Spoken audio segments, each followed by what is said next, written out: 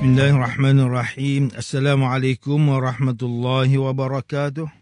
Innal hamdalillah nahmaduhu wa nasta'inuhu wa nastaghfiruh. Wa na'udzu billahi min shururi anfusina wa min sayyiati a'malina. Man yahdihillahu fala mudilla lahu wa man yudlil fala hadiya lahu. Asyhadu an la ilaha illallah wahdahu la syarika lahu wa asyhadu anna Muhammadan 'abduhu wa rasuluh. Allahumma salli wa sallim ala sayyidina Muhammad wa ala alihi wa ashabihi wa tabi'in wa man tabi'ahum bi ihsan ila yaumiddin. A'udzu billahi minasyaitonir rajim. Ya ayyuhalladzina amanu taqullaha haqqa tuqatih wa la tamutunna illa wa antum muslimun. Amma ba'. Yang berusaha Tuan Haji Ahmad Nazri Muhammad Yusof selaku penerbit rancangan tafsir Al-Quran dan seterusnya sidang pendengar yang dirahmati Allah. Alhamdulillah, syukur kepada Allah Subhanahu wa taala di atas nikmat iman dan Islam, dan Allah Taala bukakan pintu taufik dan hidayah kepada kita untuk kita istiqamah dalam mempelajari ilmu tafsir Al-Quran. Bersama saya Profesor Dr. Muhammad Najib bin Abdul Qadir, Pusat Kajian Al-Quran dan As-Sunnah, Fakulti Pengajian Islam, Universiti Kebangsaan Malaysia. Tuan-tuan, puan-puan, para pendengar yang dimuliakan, pada hari ini kita akan menyambung kembali rancangan tafsir Al-Quran bagi siri ke-137. Insya-Allah pada kali ini kita akan membincangkan mengenai pentafsiran ayat ke-95 dan 96 surah At-Taubah. A'udzu billahi minasyaitonir rajim. سيحلفون بالله لكم إذا انقلبتم إليهم لتعرضوا عنهم فأعرضوا عنهم إنهم رجس ومأواهم جهنم جزاء بما كانوا يكسبون يحلفون لكم لترضوا عنهم فإن ترضوا عنهم فإن الله لا يرضى عن القوم الفاسقين. Mereka akan bersumpah dengan nama Allah kepada kamu apabila kamu kembali kepada mereka dari medan perang, supaya kamu berpaling dari mereka, tidak menempelak mereka. Oleh itu berpalinglah dari mereka, kerana sesungguhnya mereka itu kotor, disebabkan mereka telah sebati dengan kufur, dan tempat kembali mereka pula ialah neraka Jahannam sebagai balasan bagi apa yang mereka telah usahakan. Mereka bersumpah kepada kamu supaya kamu redha akan mereka. Oleh itu jika kamu redha akan mereka, maka sesungguhnya Allah tidak redha akan kaum yang fasik.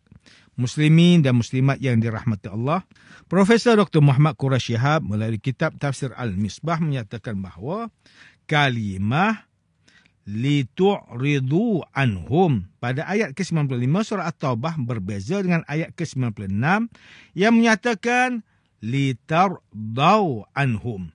Ayat 95 menghuraikan keadaan mereka orang munafik setelah kembalinya pasukan Muslim dari medan Tabuk, sebagaimana ditegaskan oleh kalimah apabila kamu kembali kepada mereka.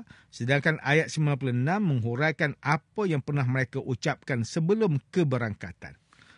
Jika sebelum keberangkatan harapan mereka sangat besar dan banyak, iaitu kerelaan kaum muslimin atas mereka, maka setelah kembali dan terbongkar pembohongan alasan mereka dengan adanya keterangan dari Allah Subhanahu Wa Taala, maka ketika itu yang mereka harapkan hanyalah agar kaum muslimin tidak mengecam atau tidak kurang kepercayaan atas mereka. Demikianlah pendapat Tahir Ibn Ashur. Profesor Dr. Muhammad Quraish Shihab menyatakan lagi bahawa setelah terbukti kesalahan mereka orang munafik, maka mereka berusaha untuk mengelakkan diri. Setelah berlalu agak lama, iaitu setelah orang mulai lupa tentang perbuatan mereka dan situasi telah mulai reda. Mereka berusaha untuk mendapat tempat di hati kaum muslimin. Dengan memahami maksud sedemikian, maka sesuailah dengan turutan ayat itu. Bukankah seperti yang dibaca di atas bahawa ayat 95 berbicara tentang harapan mereka agar tidak dikecam, dan ayat 96 berbicara agar mereka mendapat tempat di hati kaum muslimin. Sidang pendengar yang dimuliakan, Ustaz Salahuddin Abdullah dan Ustaz Omar Khalid melalui kitab mereka Tafsir Mubin mentafsirkan ayat ke-95 dan 96 surah At-Taubah ini dengan menyatakan bahawa mereka orang munafik akan menyatakan alasan uzur kepada kamu apabila kamu kembali kepada mereka dari medan perang. Katakanlah, wahai Muhammad, janganlah kamu menyatakan uzur lagi. Kami tidak sekali-kali akan percaya kepada kamu kerana sesungguhnya Allah telah menerangkan kepada kami akan berita perihal kamu yang sebenarnya dan Allah Subhanahu Taala serta Rasulnya akan melihat amalan kamu sama ada kamu kembali beriman atau tetap kufur. Kemudian kamu akan dikembalikan kepada Allah Subhanahu Wa Taala yang Maha mengetahui perkara ghaib dan nyata untuk menerima balasan. Lalu dia akan menyatakan kepada kamu satu persatu akan apa yang kamu telah kerjakan selama ini. Manakala Profesor Dr. Tengku Muhammad Hasbi As-Siddiqi menerusi kitabnya Tafsir An-Nur mentafsirkan ayat ke-95 surah At-Taubah ini dengan menyatakan bahawa orang munafik memberi sumpah dengan tujuan menguatkan alasan keuzuran yang mereka telah kemukakan. Sehingga ia kelihatan seperti sungguh-sungguh benar. Supaya dengan demikian, apabila Rasulullah SAW pulang dari medan perang, baginda tidak akan mencela perbuatan mereka. Oleh itu, hindarilah orang musyrik itu supaya mereka dihinakan kerana jiwa mereka itu penuh dengan kotoran yang wajib dihindari supaya tidak dijangkiti. Manakala bagi ayat ke-96 surah At-Taubah, Profesor Dr. Tengku Muhammad Hasbi As-Siddiqi mentafsirkan bahawa orang munafik turut bersumpah bahawa mereka beragama Islam, supaya baginda SAW tetap bergaul dengan mereka berdasarkan perkara zahir sahaja.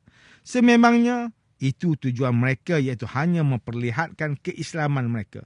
Sekiranya keislaman mereka itu berdasarkan i'tiqad yang benar, sudah tentu mereka berusaha mencari keredaan Allah dan Rasulnya. Oleh kerana keadaan mereka sedemikian rupa, maka jika sekalipun baginda sallallahu alaihi wasallam redha terhadap perlakuan mereka, namun Allah Subhanahu Wa Taala tetap tidak redha kepada mereka yang fasik dan menyimpang dari aturan agama. Manakala Hamka melalui kitab Tafsir Al-Azhar ketika mentafsirkan ayat ke-95 dan 96 surah At-Taubah menjelaskan bahawa ayat ini memberi pengajaran yang mendalam agar kita menjaga jiwa dan iman. Jika hati sanubari kita di dalam ketenangan dan kebersihan, maka kita akan mengakui kebenaran perintah Allah dan Rasul. Tetapi untuk menjunjung tinggi perintah Allah dan Rasul itu dan menghentikan perkara yang dilarang, timbullah perjuangan di dalam batin kita di antara hati sanubari murni itu dengan hawa nafsu. Hawa nafsu itulah yang dirayu oleh syaitan untuk meremehkan atau mengabaikan perintah Tuhan. Sehingga lama-kelamaan suara batin dikalahkan oleh suara nafsu. Kesannya, kita masih orang Islam secara zahir, tetapi hakikatnya telah menjadi munafik tanpa sedar.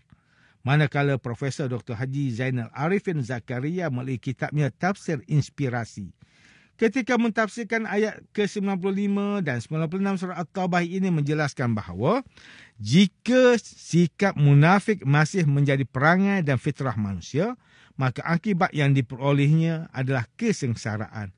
Kemudian munafik dan mukmin yang fasik tidak dapat diterima sumpah dan janjinya kerana mereka orang yang gemar berjanji dan gemar pula mengingkari.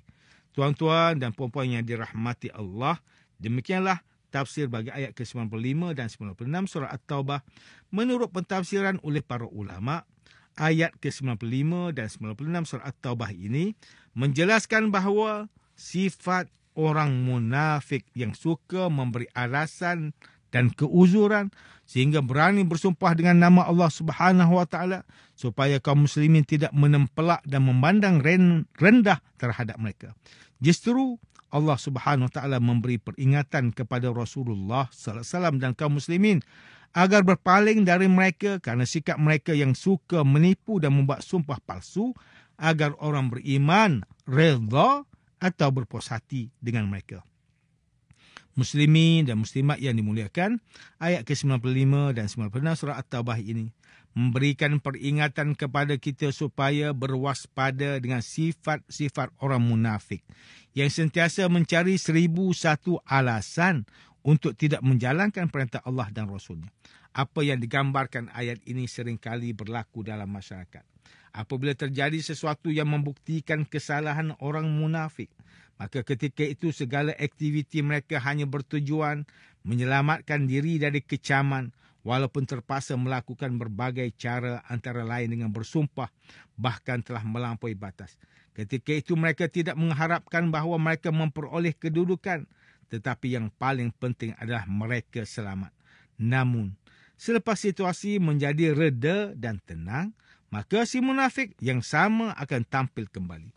Tetapi kali ini, ia akan berusaha menjadi orang yang terbaik supaya dapat membaiki hubungan dengan kaum muslimin dengan tujuan mendapat tempat di hati kaum muslimin. Justru, ayat ini menjadi peringatan keras kepada kaum muslimin agar tidak merestui atau menjalin hubungan mesra dengan orang munafik. Selain itu, terdapat sebuah hadis yang mempunyai kaitan dengan ayat 95 dan 96, iaitu hadis diriwayatkan oleh Imam Al-Bukhari. Anna Abdullah bin Ka'ab bin Malik qal, sami'tu Ka'b bin Malik hina takhallafa an Tabuk, wallahi ma an'ama Allahu alayya min ni'matin ba'da iz hadani a'zama min sidqi Rasulullah sallallahu alaihi wasallam alla akuna kazabtuhu fa ahlika kama halaka alladhina kazabu hina unzila alwahyu sayahlifuna billahi lakum idza qalabtum ilaihim ila qawlihi alfasikin. Sesungguhnya Abdullah bin Ka'ab bin Malik berkata, aku mendengar Ka'ab bin Malik ketika dia tertinggal dari perang Tabuk. Demi Allah, tidak ada nikmat yang telah diberikan Allah kepada saya setelah Allah Subhanahu Wa Taala menunjukkan kepada saya Islam yang saya anggap lebih besar daripada kejujuranku kepada Rasulullah SAW. Sekiranya saya berdusta kepada baginda, maka saya akan celaka sebagaimana orang yang telah berdusta ketika diturunkan wahyu. Mereka akan bersumpah dengan nama Allah kepada kamu apabila kamu kembali kepada mereka dari medan perang, supaya kamu berpaling dari mereka, tidak menempelak mereka. Oleh itu berpalinglah dari mereka, kerana sesungguhnya mereka itu kotor disebabkan mereka telah sebati dengan kufur, dan tempat kembali mereka ialah neraka Jahannam sebagai balasan bagi apa yang mereka telah usahakan. Mereka bersumpah kepada kamu supaya kamu reda akan mereka. Oleh itu, jika kamu reda akan mereka, maka sesungguhnya Allah tidak reda akan kaum yang fasik. Hadis sahih riwayat Imam Bukhari. Sidang pendengar yang dirahmati Allah, antara pengajaran yang boleh kita ambil daripada tafsir ayat ke-95 dan 96 surah At-Taubah ini ialah, pertama, umat Islam hendaklah sentiasa berhati-hati apabila berurusan dengan orang munafik. Janganlah kita mudah percaya dengan sumpah orang munafik yang umumnya berniat untuk menipu orang mukmin. Umat Islam seharusnya menjauhkan diri daripada manusia dan persekitaran yang telah rosak serta berani memutuskan hubungan dengan orang munafik, kerana sifat munafik adalah penyakit yang berbahaya dan akan merosakkan akidah kita. Kedua, setiap umat Islam perlu sedar bahawa orang munafik tidak akan pernah berusaha mencari keredaan Allah. Mereka hanya mencari kesenangan duniawi, dan untuk itu mereka sanggup melakukan pelbagai helah terhadap umat Islam. Hati dan lidah manusia yang beriman tidak boleh menyatakan persetujuan terhadap perbuatan orang fasik dan berdosa. Tuan-tuan, puan-puan, para pendengar yang dimuliakan, sekian sahaja rancangan tafsir Al-Quran pada hari ini. Semoga kita semua mendapat manfaat daripada perbincangan ilmu ini. Insya-Allah, mudah-mudahan kita akan bertemu lagi pada siri rancangan tafsir Al-Quran yang akan datang. Wabillahi taufiq wal hidayah. Wassalamualaikum warahmatullahi wabarakatuh.